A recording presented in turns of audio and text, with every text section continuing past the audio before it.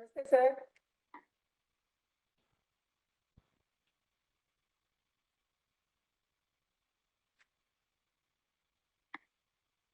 Good morning to all. जी नमस्ते।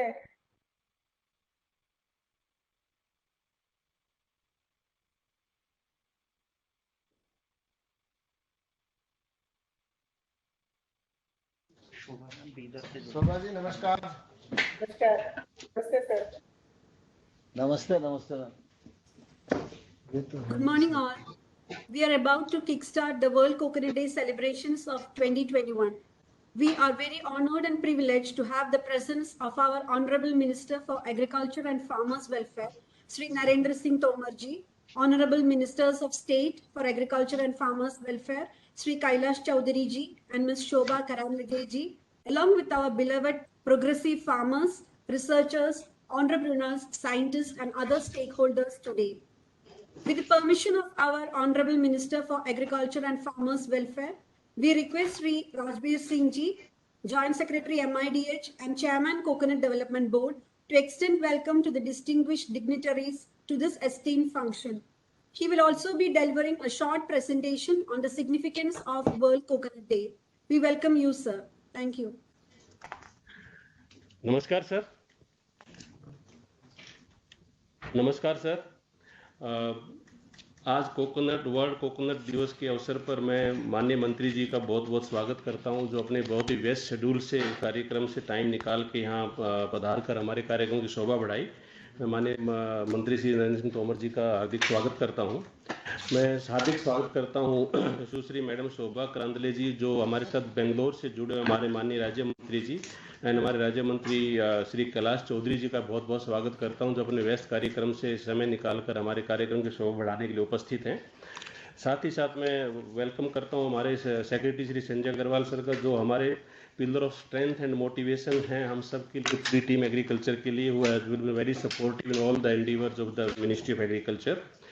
मैं स्वागत करता हूं हमारे एडिशनल सेक्रेटरी श्री अभिलाष लिखी जी का भी, जो हमारे साथ उपस्थित है इस कार्यक्रम में।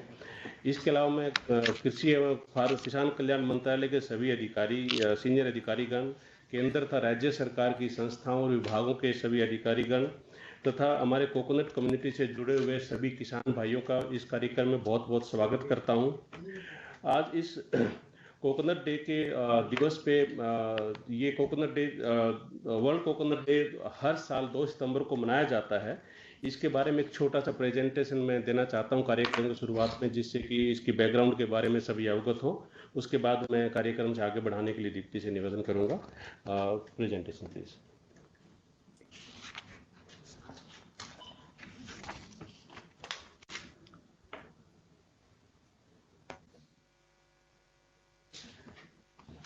Next slide sir. 2 सितंबर 1969 को यूनाइटेड नेशंस के जो एशिया पैसिफिक के लिए इकोनॉमिक एंड सोशल कमीशन स्थापित हुआ है, उसने 2 सितंबर 1969 को एक एशिया पैसिफिक कोकोनट कम्युनिटी की स्थापना की थी। उस टाइम पे सिर्फ एशिया के 6 लोग इसमें मेंबर थे। भारत उसका फाउंडर मेंबर रहा है इस एशिया पैसिफिक कोकोनट कम्युनिटी का। बाद में इसमें दूसरे एशिया के बाहर के जो कोकोनट ग्रोइंग कंट्री है वो भी सदस्य हो गए, तो इसको इंटरनेशनल कोकोनट कम्युनिटी के नाम से भी जाना जाता है। इसका हेडक्वार्टर सर इंडोनेशिया में जकार्ता में है, और आज इस इंटरनेशनल कोकोनट कम्युनिटी के 20 जो देश हैं आज सदस्य हैं। Next please. इसका सर मेन उद्देश्य ये था कि कोकोनट में क्षेत्र जो है लगभग छोटे फार्मर जुड़े हुए हैं सर, उनका वेलबींग, उनका सोशल और इकोनॉमिक डेवलपमेंट कैसे हो, वो इस इंटरनेशनल कम्युनिटी का मेन उद्देश्य है सर। इसके मिशन में 4-5 खास, एक तो प्रोडक्टिविटी कैसे बढ़ाई जाए, प्रोडक्टिविटी के साथ साथ इसका प्रोडक्ट डाइवर्सिफिकेशन कैसे वैल्यू एडिशन क्या क्या करके जिससे किसानों की इनकम बढ़े, फिर इसमें रिसर्च और किसानों की कैपेसिटी बिल्डिंग और ट्रांसपोर्ट टेक्नोलॉजी, ये इसका इंटरनेशनल कोकोनट कम्युनिटी का मेन उद्देश्य है सर। इसका साल में एक बार अधिवेशन होता है अलग अलग कंट्रीज में। इस साल अक्टूबर में ये वीडियो कॉन्फ्रेंसिंग से जकार्ता में हो रहा है सर। और कोकोनट वर्ल्ड कोकोनट सेक्टर के लिए सबसे अपेक्स बॉडी है सर, और भारत इसका फाउंडर मेंबर रहा है, और आज 20 देश इसके सदस्य हैं। नेक्स्ट प्लीज सर जो इसकी 25वीं मिनिस्ट्रियल मीटिंग हुई थी इंटरनेशनल कोकोनट कमेटी की 1998 में, तब ये निर्णय लिया गया था कि जो इसका फाउंडेशन डे है हमारा एशिया पैसिफिक कोकोनट काउंसिल का 2 सितंबर, बाद में इंटरनेशनल कोकोनट कम्युनिटी बन गया, कि इसको हम वर्ल्ड कोकोनट डे के बारे में, वर्ल्ड कोकोनट डे के तरीके से मनाएं। तो फर्स्ट जो वर्ल्ड कोकोनट डे था वो 2 सितंबर 1999 को मनाया गया था सर। इसका उद्देश्य ये है कि ज़्यादा से ज़्यादा इसके क्रॉप के बारे में और कि नेशनल और इंटरनेशनल फोकस इस क्रॉप के बारे में डाइवर्ट किया जाए इसको वर्ल्ड कोकोनट डे के माध्यम से, उसी इसका मेन उद्देश्य है सर। और जो फर्स्ट वर्ल्ड कोकोनट डे का जो थीम था वो था sir plant coconut, eat coconut, drink coconut, use coconut. ये फर्स्ट वर्ल्ड कोकोनट डे का थीम था सर। और आज हम 23वां वर्ल्ड कोकोनट डे मना रहे हैं सर। इसका इंटरनेशनल कोकोनट कम्युनिटी ने जो थीम दिया है वो sir building a safe, inclusive, resilient and sustainable coconut community amid covid pandemic and beyond. ये सर इंटरनेशनल कोकोनट कम्युनिटी ने इसका वर्ल्ड कोकोनट डे का थीम दिया है। नेक्स्ट, अभी सर हम 1999 से लगातार हर वर्ष 2 सितंबर को वर्ल्ड कोकोनट डे मनाते आ रहे हैं सर। नॉर्मली हम कोकोनट डे पे हमारे जो उद्यमी फार्मर, जो अच्छे फार्मर्स हैं, एंटरप्राइजिंग हैं, किसान हैं जिन्होंने अच्छा काम किया, उनको हम अवार्ड वगैरह देते रहे हैं। लेकिन पेंडेमिक की वजह से पिछले 2 साल से सर ये फिजिकल प्रोग्राम नहीं हो पा रहा है, तो अवार्ड वितरण भी नहीं हो पाया सर। जब हालात सामान्य रहे तो अगले साल, पिछले 2-3 साल के सभी किसानों को सम्मानित आपके हस्तों से करवाएंगे सर। दूसरा सर, इसमें कोकोनट के बारे में ज़्यादा से ज़्यादा अवेयरनेस कैसे की जाए और कोकोनट को कैसे ज़्यादा से ज़्यादा किसानों की इनकम बढ़ाने का एक जरिया बनाया जाए, वैल्यू एडिशन से, प्रोडक्ट डाइवर्सिफिकेशन से और इंटीग्रेटेड कोकोनट फार्मिंग सिस्टम से ज़्यादा से ज़्यादा ऐसा कैसे उपयोग किया जाए, वो इसका मेन उद्देश्य है सर। इसके बारे में जागृति फैलाना कोकोनट डे का मेन उद्देश्य रहा है। नेक्स्ट, इसके बारे में नेक्स्ट, ये सब हिंदुस्तान में अपने कोकोनट का मोटर क्या सिनेरियो है उसका थोड़ा सा ब्रीफ, और उसमें कोकोनट बोर्ड ने अभी तक क्या अग्रणी भूमिका निभाई है उसके बारे में 2-4 स्लाइड का प्रेजेंटेशन है सर। कोकोनट सर करीबन 1.25 करोड़ लोगों की रोजी रोटी का जरिया है। हिंदुस्तान में लगभग 30 लाख लोग कोकोनट की खेती करते हैं और करीबन 21 लाख हेक्टेयर एरिया है सर कोकोनट का। तो 18 से 19 मेन स्टेट हैं जहाँ कोकोनट ग्रोइंग होता है, जो ग्रीन में दिखाया गया है साउदर्न पार्ट में जहाँ, और 4 स्टेट हैं सर। ये अपना करीबन 90% कोकोनट 4 साउदर्न स्टेट्स में होता है, तमिलनाडु, कर्नाटक, केरला और आंध्र प्रदेश में, और लगभग 20 राज्यों में कोकोनट की खेती होती है। Next please. अब सर कोकोनट का कुल एरिया सर लगभग 22 लाख हेक्टेयर है, लगभग 20 राज्यों में फैला हुआ है। कोकोनट का प्रोडक्शन सर 21,207 मिलियन टन है, यानी कि 2,12,070 लाख टन नट्स हैं। इसका नट्स में प्रोडक्शन होता है और टन में नहीं होता सर, गिना जाता है सर। और सर भारत पूरे विश्व का 34% जो प्रोडक्शन है उसे अकेले भारत में होता है। और अपनी कोकोनट प्रोडक्टिविटी भी वर्ल्ड में हाईएस्ट है सर, 9,687 नट्स पर हेक्टर अपनी हाईएस्ट प्रोडक्टिविटी है सर। ये प्रोडक्टिविटी 2017-18 में 10,000 क्रॉस हो गई थी, तो बीच में साइक्लोन्स वगैरह की वजह से और कोविड की वजह से थोड़ी सी डाउन आई, but still it is highest in the world sir.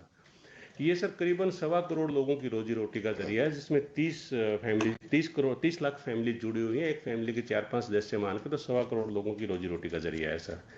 Next, ये सर कोकोनट डेवलपमेंट बोर्ड की मोटी मोटी स्कीमें हैं सर, जिनके माध्यम से हम किसानों को और रिसर्च इंस्टीट्यूशंस को, एफपीओज को और इंडिविजुअल फार्मर्स को इसमें मदद करते हैं सर। इसमें 2 तरह की स्कीमें हैं सर। एक हम सीधे राज्य सरकारों को देते हैं, दूसरा सर जो कोकोनट ये टेक्नोलॉजी मिशन है सर, इसमें हम टेक्नोलॉजी मिशन में रिसर्च करवाते हैं एग्रीकल्चर इंस्टीट्यूट से और अपने आईसीआर इंस्टीट्यूट से, एग्रीकल्चर यूनिवर्सिटी से, कि कोकोनट में वैल्यू एडिशन कैसे किया जाए, उसका प्रोडक्ट डाइवर्सिफिकेशन कैसे किया जाए, और इसी में सर उसको नए प्लांट लगाने के लिए आर्थिक सहायता दी जाती है। जो प्लांटिंग मटेरियल का है वो सर 3-4 अपने 11 डेमोस्ट्रेशन कम सीड फार्म कोकोनट बोर्ड के हैं सर, 11 जहाँ पे seedling nucleus coconut seed garden होते हैं, जहाँ से किसानों को सीडलिंग दी जाती है sir. Regional coconut nursery sir केंद्र और राज्य सरकार की संस्थाओं के मार्फत से स्थापित की जाती है। Small coconut nursery individual farmers को मदद की जाती है सर। बाकी area expansion, rejuvenation, integrated farming system का सर ये है कि कोकोनट का प्रोडक्ट आने में 5-6 साल लग जाते हैं सर, और एक हेक्टेयर में करीबन 160-170 प्लांट होते हैं, तो एरिया बहुत बचता है। तो उसके बीच में उसको कैसे उस एरिया को फ्रूटिंग के आने से पहले हम यूज़ किया जाए, इंटीग्रेटेड फार्मिंग सिस्टम है सर। उसके लिए डेमोस्ट्रेशन प्लॉट वगैरह किसानों को बता के उनको एग्जाम्पल दे के उनको सिखाया जाता है सर। फिर एक्सटेंशन इन्फॉर्मेशन स्किल डेवलपमेंट का है सर, और 2 अपनी स्कीमें हैं sir, coconut palm insurance scheme और केरा सुरक्षा इंश्योरेंस स्कीम।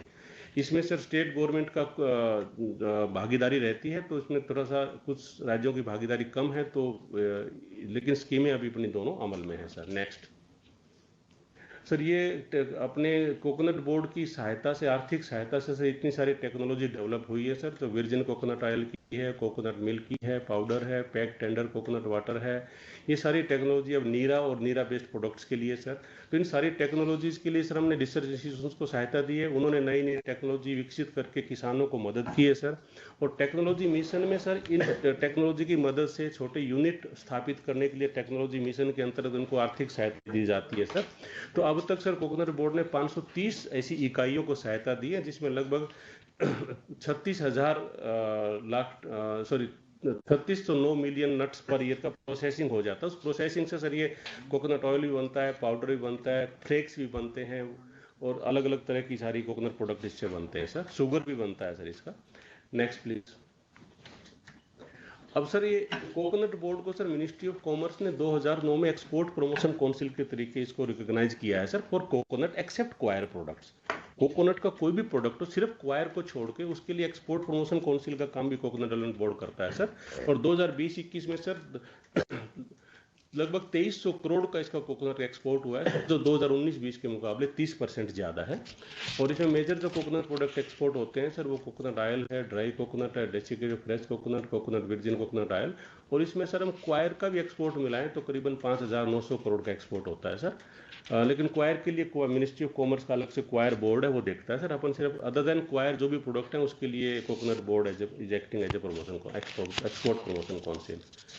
सर ये एक बहुत अच्छा नोवल इनिशिएटिव है सर कोकोनट बोर्ड का सर, क्योंकि सारे फार्मर जिसमें लगभग स्मॉल और मार्जिनल फार्मर्स हैं, तो इसमें सर 3 टियर का हमने एक एफपीओज का एक रिवर्स स्ट्रक्चर वहाँ चल रहा है सर। क्योंकि मैं तो अभी जुड़ा हूँ कोकोनट बोर्ड से, बट बहुत अच्छा यूनिक मॉडल है सर ये। इन्होंने करीबन सर 30 लाख में से 10 लाख फार्मर इस इनिशिएटिव के भागीदार हैं।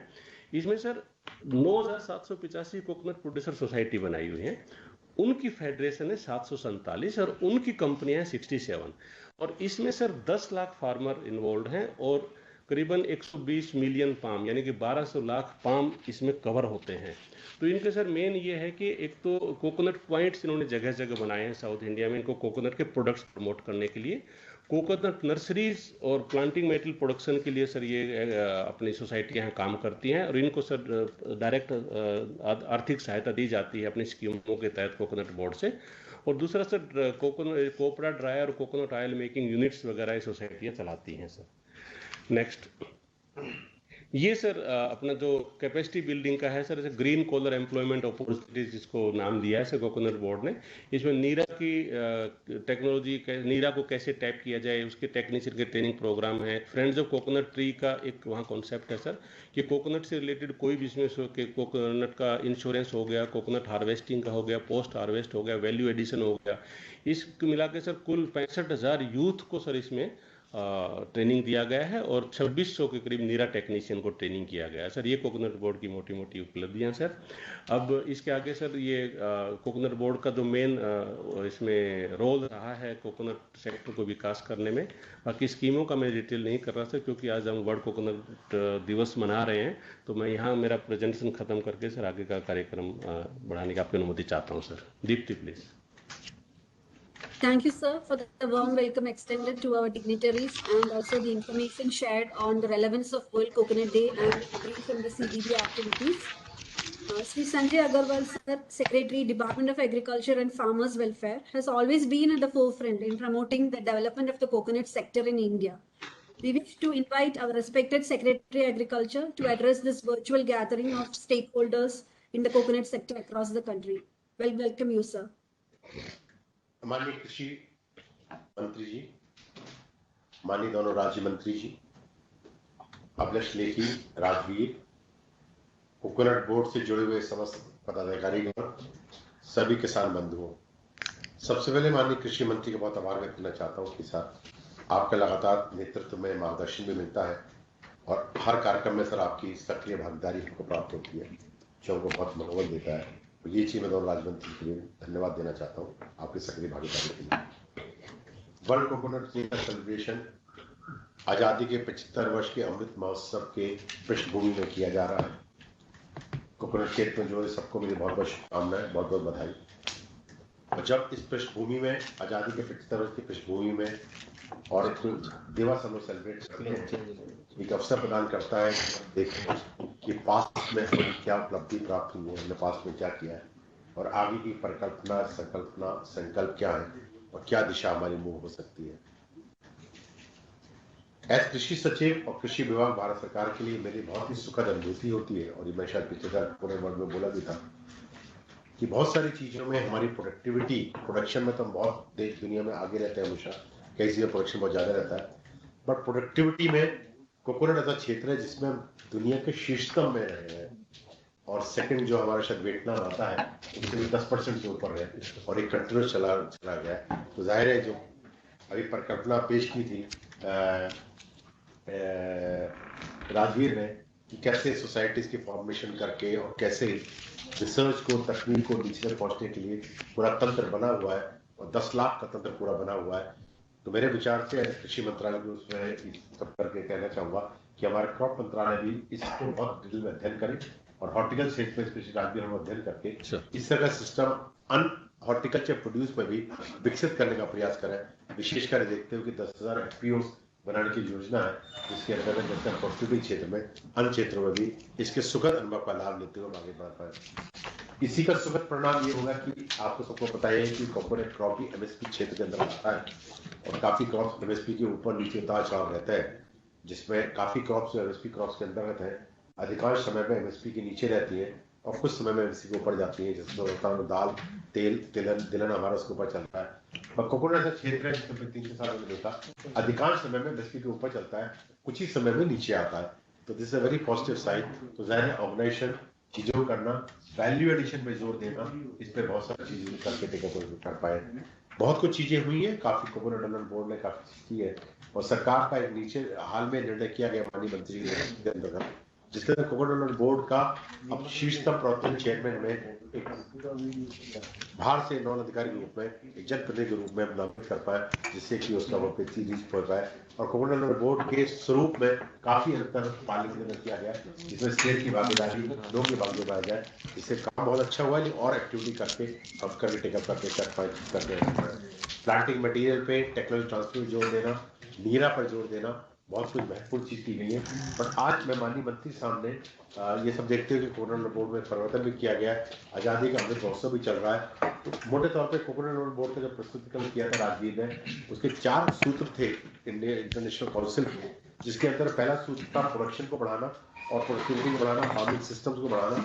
उस दिशा में भले ही कुछ काम हुआ है, उसकी वर्तमान स्थिति में आगे क्या संभावना है, उस सूत्र के ऊपर दूसरा स्तंभ जो इसके ऊपर था प्रोडक्ट डाइवर्सिफिकेशन और क्वालिटी मैनेज करना, और स्पेशली मार्केट में गैदर करना, एक्सपोर्ट के मार्केट गैदर करना, काफी एक्सपोर्ट में प्रवृत्ति भी है। तो सेकंड स्तंभ में प्रोडक्ट क्वालिटी बढ़ाना, इस दिशा में मार्केट रिसर्च, प्रमोशन एक्टिविटी और कैपेसिटी बिल्डिंग टेक्नोलॉजी, चारों स्तंभ पे पूरी समीक्षा करके सर पूरा एक व्हाइट पेपर बना के आपके सामने हम एक रखेंगे, जिससे उस दिशा में मार्केट में पुनः इन शब्दों के साथ सभी को आज के शुभ अवसर पर सबको बहुत बहुत शुभकामनाएं, और माननीय मंत्री जी, प्रधान मंत्री का पुनः आभार। आपसे कार्यक्रम जुड़े, thank you very much. Thank you, sir, for the informative address. Be assured that we'll try our level best to strive hard for the development of the sector. Sri Kailash Chaudhary, Minister of State for Agriculture and Farmers Welfare, who is a Member of Parliament from Barmer, Rajasthan, has always been with the farming community and a leader in striving for their social development. He is joining his virtual gathering from New Delhi. We are honored to invite you, sir, to address the stakeholders in the coconut community. We welcome you, sir. विश्व नारियल दिवस समारोह में हमारे मध्य उपस्थित हमारे मंत्री जी माननीय श्री नरेंद्र सिंह जी तोमर साहब, आज के कार्यक्रम के मुख्य अतिथि, और वर्चुअल से जुड़े हुए हमारे राज्य मंत्री बहन शोभा जी, और जो हमारे सेक्रेटरी साहब संजय जी, और अभिलेख लेखी जी एडिशनल सेक्रेटरी, और जॉइंट सेक्रेटरी राजवीर सिंह जी, और सभी उपस्थित अधिकारीगण, और सभी देश भर से जुड़े हुए सभी किसान भाइयों और बहनों, सबसे पहले तो मैं आज विश्व नारियल दिवस के इस शुभ अवसर पर बहुत बहुत बधाई और शुभकामना देना चाहूँगा कि आज ये 23वां अपन विश्व नारियल दिवस मना रहे हैं। और निश्चित रूप से आज ये देश के लिए बहुत ही अच्छा और सुखद अनुभव है कि नारियल के क्षेत्र के अंदर, जैसा अभी राजवीर जी ने हम सबको प्रेजेंटेशन के माध्यम से बताया, और आने वाले समय के अंदर निश्चित रूप से नारियल के माध्यम से हम देश के अंदर किसान और किसानी को बढ़ा सकते हैं और किसान को लाभ भी दिला सकते हैं। जैसा कि प्रधानमंत्री जी का विजन है कि 2022 तक किसान की इनकम डबल करना है, तो उसमें सबसे बड़ा योगदान भी नारियल के किसानों का होगा। क्योंकि नारियल के किसान, जिस तरह से आज मैं देख रहा हूँ कि किसानों का, नारियल के किसानों ने जो पिछले लगातार इतने वर्षों के अंदर जो काम हुआ है, और उसको देखते हुए हमें आने वाले समय के अंदर भी, जैसा भी सेक्रेटरी साहब ने भी कहा और राजवीर जी ने भी कहा, कि हमें उत्पादन में भी वृद्धि करनी है और उत्पादकता में भी, और वैल्यू एडिशन के ऊपर भी हमें काम करने की आवश्यकता है। और इस सब को लेकर भारत सरकार ने लगातार किसानों के लिए, जैसा कि बजट के अंदर बढ़ाने का प्रावधान किया हो, आज कृषि का बजट भी है तो लगभग, जैसा कि पहले के अनुपात में, अगर 2014 के अनुपात में देखा जाए तो लगभग 5-6 गुना वृद्धि की गई है। 2014 तक कृषि का टोटल जो बजट होता था, सभी किसान बंधु सुन रहे हैं कि कृषि का टोटल जो बजट होता था वही लगभग 20 या 22 हजार करोड़ रुपए हुआ करता था, लेकिन आज 1,22,000 करोड़ रुपए कृषि का टोटल बजट है। तो इससे ही अनुमान लगाया जा सकता है कि माननीय नरेंद्र सिंह जी तोमर साहब के नेतृत्व में जिस तरह से कृषि के अंदर काम किया जा रहा है, और उससे आने वाले समय के अंदर किसानों की इनकम तो बढ़ेगी, लेकिन देश की जीडीपी भी बढ़ेगी। और देश की जीडीपी में सबसे बड़ा योगदान किसानों का होने वाला है, और उसमें भी कोकोनट के किसानों का निश्चित रूप से होगा, क्योंकि लगभग 1.25 करोड़ किसान है जो देश के अंदर कोकोनट की खेती करते हैं। और आने वाले समय के अंदर जो प्रधानमंत्री जी ने और माननीय तोमर साहब के नेतृत्व में जो सबसे महत्वपूर्ण कार्यक्रम किया जा रहा है, जिसमें अभी सोसाइटी का जिक्र भी किया गया, और जब समूह बनता है और संगठित होते हैं तो उससे निश्चित रूप से उससे लाभ होता है। और उसी का परिणाम है कि आज नारियल के किसान है वो निश्चित रूप से इसके अंदर लाभ भी ले रहे हैं। और जैसा कि एफपीओ बनाए जा रहे हैं, उन एफपीओ के माध्यम से छोटे किसान हैं, वो सब छोटे किसान मिलकर अगर संगठित होकर अगर काम करेंगे, और एफपीओ के माध्यम से जो सरकार की योजना है उसके अनुसार अगर उसका सदस्य बनकर और हम उसका प्रोसेसिंग और करके और स्वयं बेचेंगे, तो मैं सोचता हूँ कि निश्चित रूप से इनकम बढ़ेगी। जैसा कि आज नारियल के हमें पेय पदार्थ के रूप में भी उपयोग करते हैं, और इसके साथ ही खाने में भी उपयोग किया जाता है। और साथ ही मैं इसको धर्म से भी जोड़ता हूँ, क्योंकि धर्म के अंदर भी हम देखते हैं कि जहाँ भी यज्ञ किया जाता है तो वहां पर भी नारियल का उपयोग होता है। तो आज ऐसा महत्वपूर्ण हमारा जो ये एक जिसकी पूजा भी करते हैं, तो ऐसा नारियल का पौधा है जो आने वाले समय में मैं यही कहूँगा कि इसके लिए हमें और भी वैल्यू एडिशन के करके हम किस तरह से इसको एक लाभकारी बना सकते हैं, और इसको और ज्यादा किसानों के लिए लाभदायक बना सकते हैं। तो इस दृष्टि से भारत सरकार लगातार प्रयास कर रही है, और किसानों के लिए भारत सरकार हमेशा समर्पित रही है। और भारत सरकार ने किसानों के लिए जो इन पिछले लगातार 10-8 साल से, जब से मोदी जी की 7 वर्ष हो गए सरकार बनी है, तब से किसान और किसान को महत्व में प्राथमिकता में रखकर सरकार ने काम किया है। और उसी का परिणाम है कि आज हम कृषि के अंदर, मैं सोचता हूँ कि लॉकडाउन रहा देश के अंदर, कोरोना का संकट का काल था, और उसके बावजूद भी कृषि के अंदर कोई ज्यादा प्रभाव नहीं पड़ा, क्योंकि उत्पादन जो होना चाहिए था देश में सभी सेक्टर के अंदर, जहां एक तरह से लॉकडाउन था, लेकिन कृषि के अंदर समय पर एडवाइजरी जारी की गई, और मजदूरों के अंदर भी छूट दी गई, किसानों को भी छूट दी गई, जो मशीनरीज है उसका भी ट्रांसपोर्टेशन की छूट दी गई। और खरीद भी समय पर हुई, चाहे एमएसपी के माध्यम से खरीद हो, चाहे नारियल की हो या अन्य फसलें हो, तो उसको भी एमएसपी के ऊपर खरीद केंद्र भी उस समय संख्या भी बढ़ाकर कि किसान को किसी प्रकार का नुकसान नहीं हो, इस दृष्टि से सरकार ने काम किया। और उसी का परिणाम है कि आज इस लॉकडाउन के अंदर भी कृषि के अंदर उत्पादन में भी वृद्धि हुई, और जो एग्रीकल्चर के अंदर लगभग उस समय को लॉकडाउन के अंदर भी लगभग 3% तक उत्पादन में वृद्धि करना, ये दर्शाता है कि भारत सरकार है वो निश्चित रूप से किसानों के लिए समर्पित है। और आने वाले समय में जो हमारे नारियल बोर्ड के माध्यम से और नारियल के किसानों के लिए जो अभी राजवीर जी ने प्रेजेंटेशन के माध्यम से जो योजनाएं बताई है कि किसान को डायरेक्ट बेनिफिट हो या चाहे टिश्यू कल्चर से हो या नर्सरी के माध्यम से उनको सहायता प्रदान करने का हो, इस दिशा के अंदर सरकार काम कर रही है। और माननीय तोमर साहब हमेशा हर छोटे छोटे इशू पर चिंता भी करते हैं, और प्रधानमंत्री जी का जो लक्ष्य है उसको पूरा करने के लिए मंत्रालय के द्वारा सभी अधिकारियों के द्वारा भी प्रयास किया जा रहा है। और ये मुझे पूरा विश्वास है कि आने वाले समय के अंदर किसान की इनकम बढ़ेगी और 2022 का लक्ष्य भी पूरा करेंगे और उससे भी हम निश्चित रूप से आगे जाएंगे। तो इस अवसर पर मैं अंत में सबको बहुत बहुत शुभकामनाएं देता हूं। आज इस विश्व नारियल दिवस के अवसर पर सबको बहुत बहुत शुभकामनाएं, बहुत बहुत आभार, बहुत बहुत धन्यवाद। Thank you, sir, for the inspiring address. Ms. Shobha Karandlaje, the Minister of State for Agriculture and Farmers Welfare, is a member of Parliament from Udupi Chikmagalur constituency in Karnataka. Hailing from the coconut growing belt in the country, Madam has always been supportive in developmental programs for the coconut community. She is joining this virtual meeting from Bangalore, and we are happy and privileged to invite you, Madam, to deliver the address. मान्य तोमर जी, मान्य कैलाश जी, नमस्कार. Secretary Sub Sanjay ji, all my officials and stakeholders, especially exporters, coconut growers, who are all participated in this World Coconut Day. It is my pleasure to join with you all in this important program. Coconut tea is a divine fruit.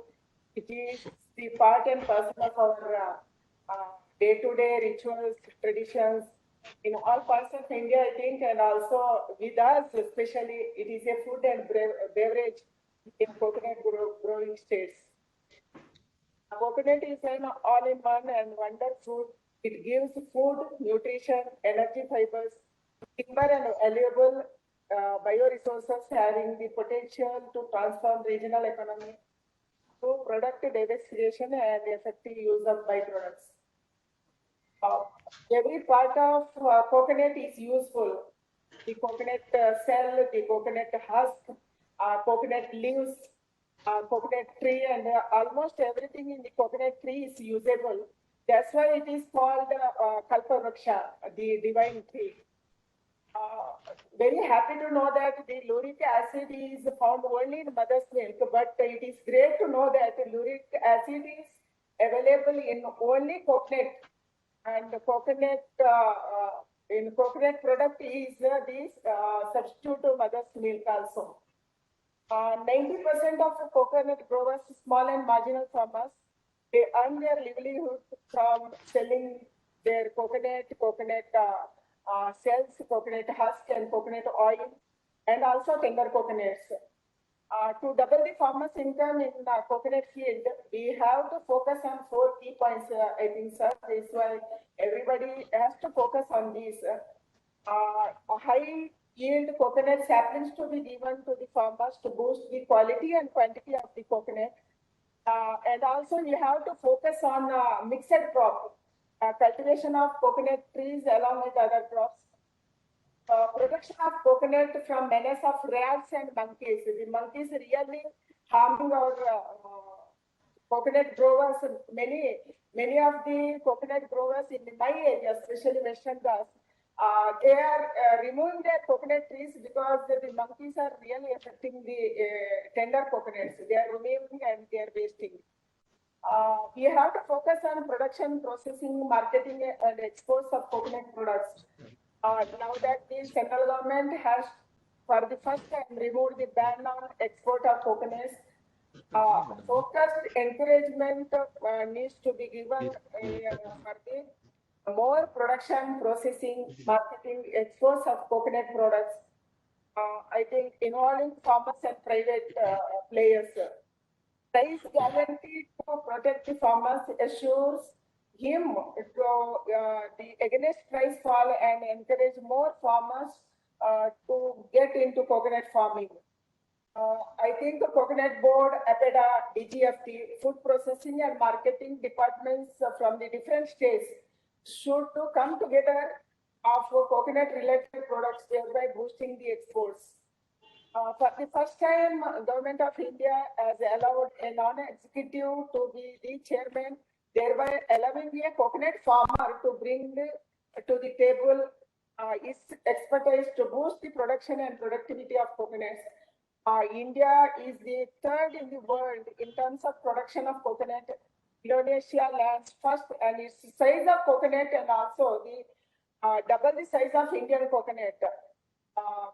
The coconut variety of Indonesia is really great, and we have to do something on this about the research R&D field. India is the third world in the terms of production of coconut. Indonesia is that's what we have to focus on this. To compete with the high quality of exporting countries like Indonesia, Philippines, Malaysia, our farmers should give high quality saplings to produce export quality coconuts. I understand there is not enough climate resilient interventions reached to the farmers. This is the need of the hour, and we have to address immediately. They all should come together to address the issues like low quality planting materials, narrow genetic base, and non-availability of location-specific indigenous varieties. There is also a need of developing plants in different varieties separately for coconut oil, tender coconut, and coconut milk. This is the separate varieties. Actually, we have to do some R&D work in this field. We need to get GI tagging for our important indigenous coconut varieties to get the economic benefits of our farmers, and also to protect our varieties, like our age-old varieties. I think for the example, the Etamosi tall coconut in Tamil Nadu expresses full genetic potential only in this geographical location, and this is greatly attributed to the traditional knowledge of our farmers. This native tall coconut received the geographical indication tag in 2008. I think Neera's, the sweet toddy, is a natural and non-alcoholic beverage. In nutritional values, we have to step into the international market in this Neera beverage. The Coconut Board has to take initiative to promote Neera tapping in other states also. And there is a need of taking policy decision in many states, because many states are opposed to this tapping of Neera from coconut trees. That's why we have to talk with all the state government also. You have to include state government in this. It's a war-like situation now. Lakshadweep is doing wonders in Neera. There is a big demand for coconut products in different parts of the world. I take this opportunity to congratulate the scientists of CPCRI, KVK Lakshadweep, and officers of Atari Bangalore and the Lakshadweep administration for introducing the Coca sap tiller method in Neera tapping technology in the Lakshadweep Islands, which improve the quality of jaggery produced and also increase the income of farmers in Lakshadweep. This type of outreach program and partnership approach among various organizations is the need of the hour now. Over 12 million families are depending on coconut farming, sir, in India. Among the 20 states, I think we have to focus on this. And this year, 2021, India has exported coconut worth $118 US million. We are exported for different countries. Above figures, I think, of export details must be doubled by this time when we sit next year, Coconut Day celebration in 2022. That's what we are hoping for, and our farmers are hoping for this increase in export. I think coconut is the primary crop in 15 districts of 8 states under Atmanirbhar Bharat in one district, one production. In these 15 districts, we have to should emphasis on production, marketing, exports of coconut-based products. To achieve this, we should make use of agriculture infrastructure fund to promote value addition and coconut-based products by encouraging FPOs, self-help groups, cooperative societies for procuring and processing and marketing. It is happy to know that the huge bandwidth of coconut-based products and technologies are readily available in CPCRI. But I think this benefits of such innovations and programs, Government of India should effectively reach the farmers. Altering the role of KVK's research and development departments are very important to bring the lives of coconut farmers. Really, they are looking forward to CPCRI to do good for them and give the good saplings and the export and marketing facilities. My best wishes to all of you and all of us. Let us begin the action right now for an inclusive and sustainable development by overcoming the challenges and utilizing all our strength in potential. And I think we are the coconut growers. We are expecting many things from CPCRI and also Coconut Board. And in coming days, let us work together and let us sit together with the farmers and many organizations to make this possible. And our farmers, really, they are very small farmers and the medium farmers. They are depending on their livelihood for coconut farming, actually. And we have to think on them and we have to work for them. Thank you so much. Thank you, sir. And thank you, Tomarji and Kanwalji and Secretary, sir. Thank you so much. Thank you, Madam, for the prospectful address to take the sector forward. We will take down all your suggestions and innovative ideas, and we will work hard for making them possible for the development of the coconut sector. Now, the coconut community in India is greatly honored with the presence of our Honorable Minister for Agriculture and Farmers Welfare, Sri Narendra Singh Tomarji, who is here to celebrate the day of the Kalpavriksha. And his esteemed presence will definitely provide increased vigor to the stakeholders of the sector. And sir, we look up to you for your constant inspiration and motivation. We respectfully welcome you, sir, for the keynote address on this World Coconut Day. Welcome, sir.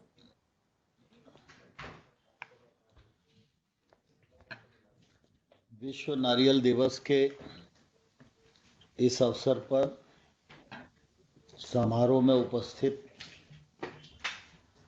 कृषि एवं किसान कल्याण मंत्रालय की राज्य मंत्री माननीय श्रीमती शोभा जी एवं हमारे दूसरे राज्य मंत्री माननीय श्री कैलाश चौधरी जी, मंत्रालय के सचिव श्रीमान संजय अग्रवाल जी, श्रीमान अभिलक्ष लेखी जी, श्रीमान राजवीर सिंह जी और इस अवसर पर उपस्थित बोर्ड के सभी अधिकारीगण, नारियल के क्षेत्र में काम करने वाले किसान भाइयों बहनों और नारियल की प्रोसेसिंग से जुड़े और निर्यात से जुड़े सभी महानुभाव, आज विश्व नारियल दिवस है। मैं इस अवसर पर आप सबको अपनी ओर से बहुत बहुत शुभकामनाएं देता हूं, बहुत बहुत बधाई देता हूं। भारत एक कृषि प्रधान देश है और इस दिशा में भारत सरकार के प्रयत्न उल्लेखनीय भी हैं और स्वागत योग्य भी है। प्रधानमंत्री नरेंद्र मोदी जी की हमेशा से यह सदिच्छा रही है कि हमारे किसान की आमदनी बढ़नी चाहिए और कृषि के क्षेत्र में हमारे किसानों की महारत होनी चाहिए और कृषि उत्पाद इसकी गुणवत्ता ऐसी हो कि वैश्विक मानकों के आधार पर हम निर्यात की दृष्टि से भी दुनिया की आवश्यकता में महत्वपूर्ण योगदान दे सकें। इसलिए विगत 7 वर्षों में कृषि क्षेत्र के बजट को बढ़ाने से लेकर अनेक प्रकार की योजनाओं का सृजन किया गया, उन्हें संचालित किया जा रहा है और उसका प्रतिफल आज निश्चित रूप से हमको स्थान स्थान पर दृष्टिगोचर भी होता है। आज हम सब लोग नारियल के किसानों के साथ इस कार्यक्रम में एकत्रित हुए हैं। हम सब इस बात को भलीभांति जानते हैं कि नारियल एक ऐसा फल है जिस पर एक तरफ किसानों की आजीविका निर्भर है और दूसरी तरफ देश की आवश्यकता की निर्भरता भी है। कैलाश जी अभी आध्यात्मिक दृष्टि से भी नारियल की चर्चा कर रहे थे, तो मैं कहना चाहता हूँ कि फल तो देश में बहुत हैं, लेकिन अगर फल के साथ श्री लगाया गया और श्रीफल कहा गया तो सिर्फ नारियल को ही कहा गया और यह नारियल के किसानों के लिए गौरव की बात भी है और हम सब लोगों के लिए प्रसन्नता की बात भी है कि हम सब श्रीफल की खेती में अपना योगदान कर रहे हैं। खेती के क्षेत्र में स्वाभाविक रूप से उत्पादन और उत्पादकता बढ़े, यह महत्वपूर्ण है। साथ ही किसान को उसके उत्पादन का वाजिब मूल्य प्राप्त हो। इस दिशा में भारत सरकार ने भी ध्यान केंद्रित किया है और नारियल के किसानों की दृष्टि से अगर हम देखें तो नारियल बोर्ड ने भी अपनी अनन्य योजनाओं के माध्यम से इस को दिशा देने का निश्चित रूप से प्रयत्न किया है। नारियल एमएसपी से जुड़ा हुआ है। नारियल के किसानों को समय समय पर प्राकृतिक आपदा में संरक्षण मिल सके, इस दिशा में भी योजना संचालित की जा रही है। लेकिन मैं समझता हूँ कि जिस प्रकार से हमारे नारियल के किसान काम कर रहे हैं वह निश्चित रूप से बधाई के पात्र हैं, क्योंकि अभी राजवीर जी प्रेजेंटेशन दे रहे थे तो उन्होंने पूरे विश्व के उत्पादन में भारत का हिस्सा और उत्पादकता के क्षेत्र में भी जो हमारी प्रगति है वह निश्चित रूप से विश्व भर में उल्लेखनीय है और यह किसान हितैषी नीतियाँ, बोर्ड के निर्णय, उनका क्रियान्वयन और किसानों का जो परिश्रम है उसी का निश्चित रूप से परिणाम है। यह क्रॉप महत्वपूर्ण है और इस खेती से और अधिक किसान जुड़े, यह समय की निश्चित रूप से आवश्यकता भी है। नारियल की खेती का एक क्षेत्र है जहाँ जलवायु उसके अनुकूल है। हमारे दक्षिण भारत का बड़ा हिस्सा उसके अंतर्गत आता है। समुद्री किनारे जहाँ जहाँ हैं वहाँ बड़ी फसल होती है, लेकिन कभी कभी दुर्भाग्य से प्राकृतिक आपदा भी हमारे किसान के सामने चुनौती बनकर खड़ी हो जाती है। हमारी कोशिश रहती है कि ऐसी आपदा में किसान के साथ सरकार कंधे से कंधा मिलाकर खड़ी हो सके। नारियल को प्रोसेसिंग करने का भी काम प्रारंभ किया गया है।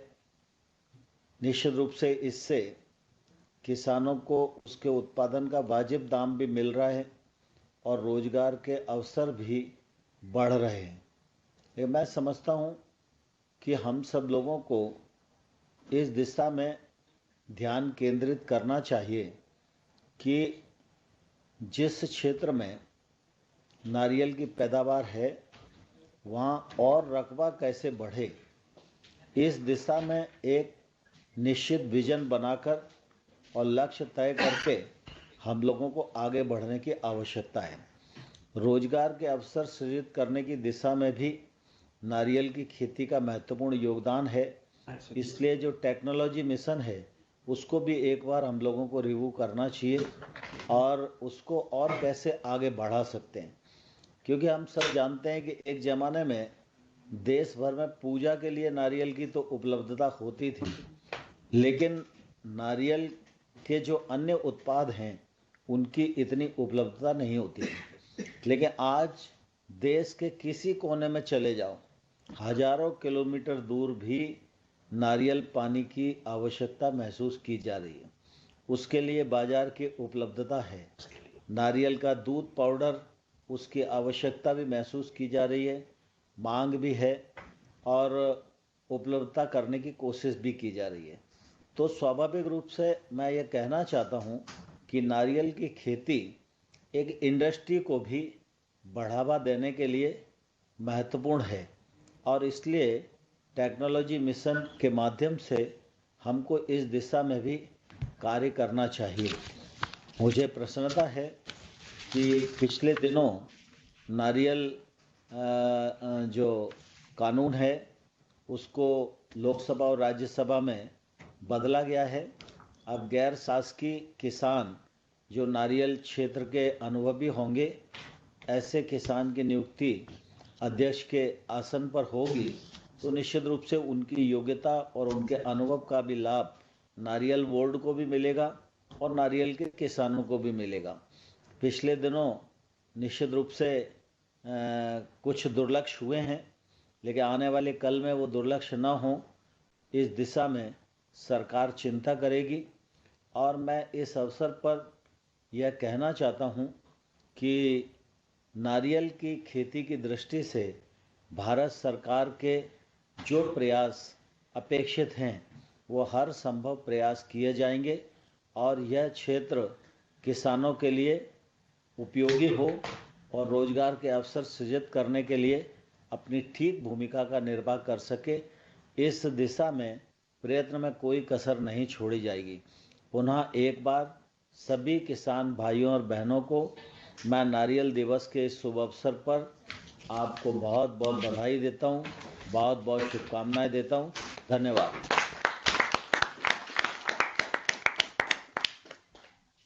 Thank you, sir, for the inspiring address. We wish to express our solidarity on behalf of all the stakeholders who are present here in taking your words to action to the benefit of the coconut community. Now we come to the closing of the first session with a vote of thanks. And I have been asked to deliver the vote of thanks on behalf of Coconut Development Board.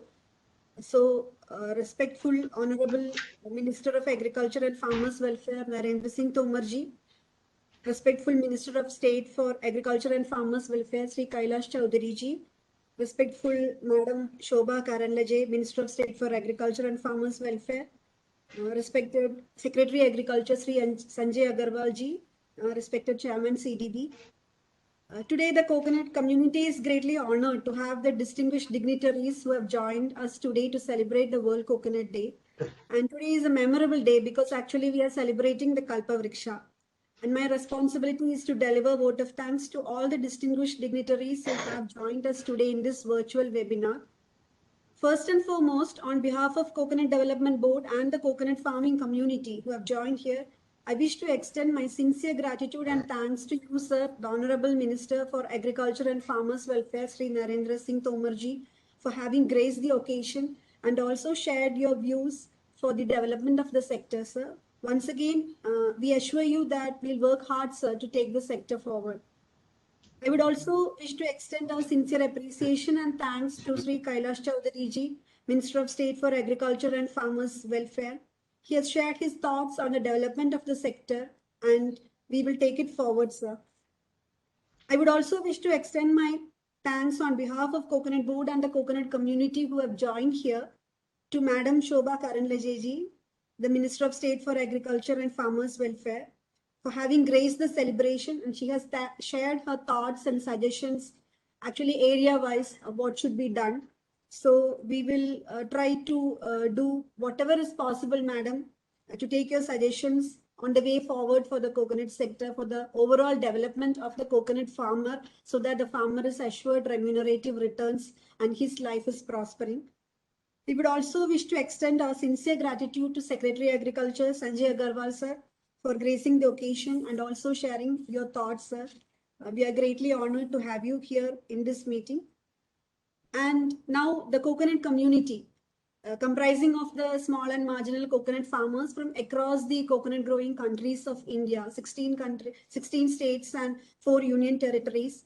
They have actually joined from across the country in this virtual webinar. We are really thankful to them because this production and productivity and being first in the world will not have happened if not for their determination and dedication in taking the sector forward. The coconut sector, especially on the East Coast, always has been suffering due to the vagaries of climate change and the recurrent cyclones and floods. And in spite of that, they have worked very hard to attain this productivity. So a big thanks to the coconut community who have joined, the coconut farmers who have joined this World Coconut Day celebration from across the country. I would also like to express my sincere gratitude to the entrepreneurs. We have a number of entrepreneurs who have joined this meeting. They have helped in creating demand for the produce so that the farmer is getting a remunerative return. So thank you. To the exporters who have taken our Indian products to the global market, made a name for us, that made Make in India possible. Thank you to all the exporters. The scientists and researchers who have helped us with new innovative technology, climate-friendly, environment-friendly technology, whether it is in cultivation or processing, so that we could come up with better products and increase returns. The government officials and the development officers from across the state, all of you have helped us in taking the technology to the field and made implementation of the technology possible. We would like to express our sincere thanks to you too, and the press and the media who have joined us in this webinar. Your role is to promote the goodness of coconut amongst all other, amongst the society and the community, so that the consumption of coconut products is increasing. Only then the farmer will be getting a remunerative return. And also to all the other stakeholders who have joined us in this virtual webinar and helped us make this World Coconut Day celebration a big success. Last but not the least, I would also wish to extend support to all the well-wishers of the coconut community, and thank you and Jai Hind. Now the program session is over and now we will be moving on to the technical session, which will start soon. So I would like to request all the stakeholders who have joined, just stay back and join the technical session. Thank you.